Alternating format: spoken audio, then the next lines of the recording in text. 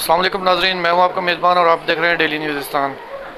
Interview کا video clip viral ہونے کے بعد نورین نیازی کو NCCIA کا نوٹس، ذاتی حیثیت میں پیش ہو کر بیان ریکارڈ کروائیں۔ پاکستان کی national cyber crime investigation agency NCCIA نے سنیچر کے روز یعنی 20 جولائی 2026 کو پیر کے دن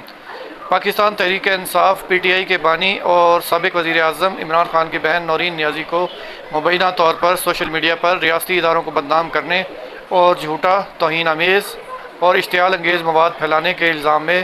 طلبی نوٹس جاری کیا ہے۔ NCCIA کے سائبر کرائم رپورٹنگ سینٹر نے نورین نیازی کو ہدایت کیا ہے کہ وہ 20 جولائی پیر کو تحقیقاتی افسر کے سامنے ذاتی حیثیت میں پیش ہو کر اپنا بیان ریکارڈ کروائیں۔ خیال رہے کہ یہ نوٹس سوشل میڈیا پر وائرل ہونے والے ایک انٹرویو کے کلپ کے بعد جاری کیا گیا ہے، جس میں انہوں نے مبینہ طور پر پاکستانی فوج اور مارکہ حق انڈیا کے وزیر اعظم مودی، امریکی صدر ٹرمپ اور ابراہم اکار سے متعلق متنازع گفتگو کی تھی۔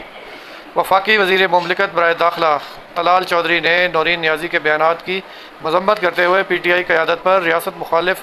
بیانیہ اپنانے کا الزام عائد کیا